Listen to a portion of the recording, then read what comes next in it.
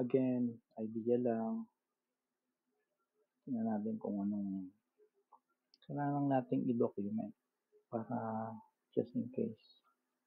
Hindi natin makalimutan. Magduduktong-duktong din yung bandang huli. Anyway, so largest, right? So ito ang reference candle natin.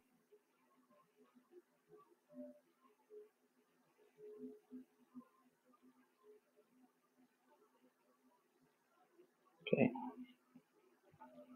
Una nating sa baba. Unahin natin yung baba. From reference candle. So ito yung target.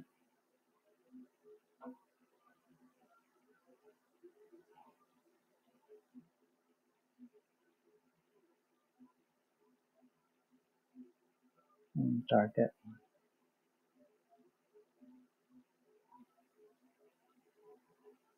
Pero pag na-hit yung target, yan pa pala rito isa. Ito pa. Saan din yan?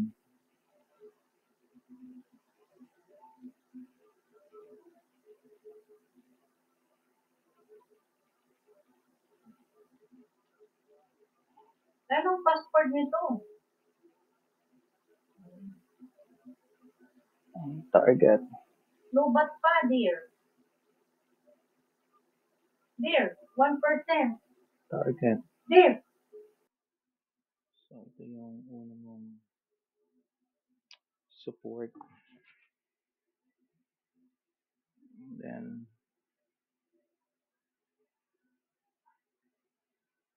ito yung pangalawang support. So ito yung target. So ito yung pangalawang target. So na-hit to. Na-hit yun, right? But dito meron ka noon. Dear. Meron ka neto. And then dito nag-end yung divergence mo. No, not that one. This one. I think that one. So ito yung pinakamataas. Before, kasi continuous long yan eh. Ito continuous long to eh. Right?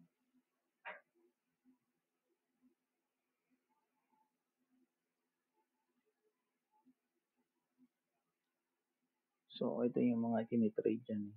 Yung ilalim ng continuous long.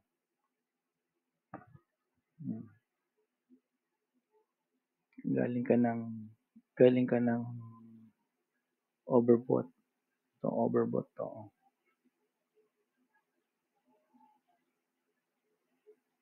Overbought.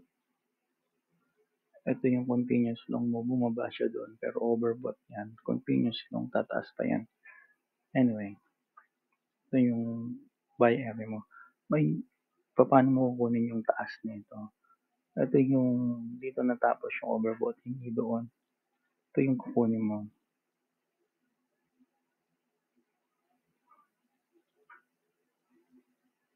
Project mo yan doon. So, ito ang target mo.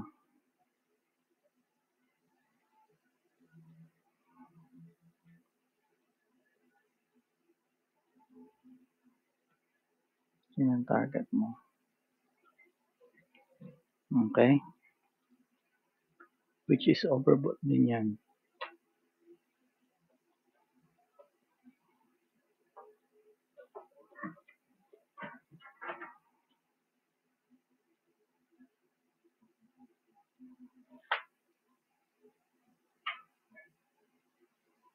Overbought din yan. Yun ang target. Overbought to overbought. Bakit ayaw? Di ba? Kung gagamitin mo naman yung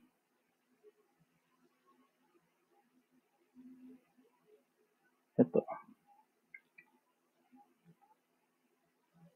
Gamitin mo yung high.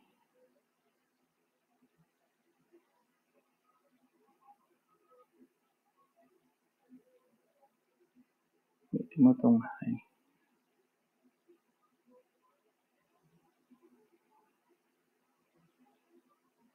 Usually, dapat dito lang eh. Pero try natin to. So, ito yung target mo.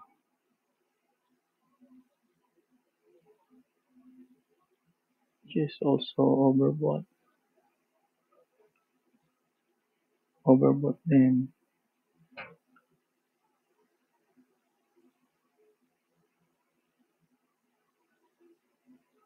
Ito. Ayun. Ngayon,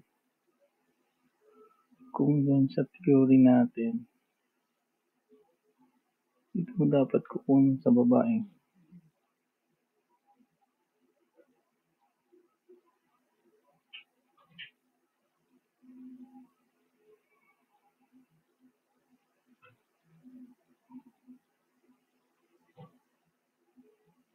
Wala.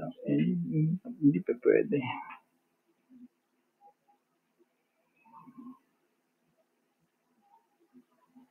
Hindi pa pwede. Doon muna tayo. Mataas.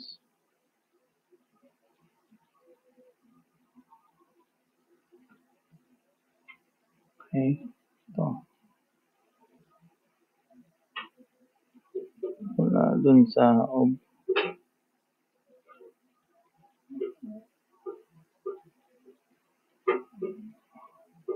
pero kung titingnan mo,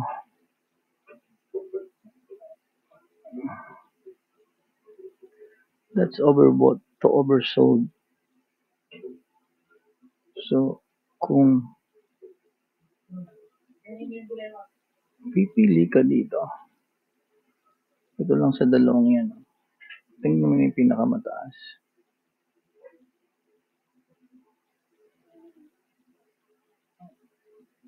Ito.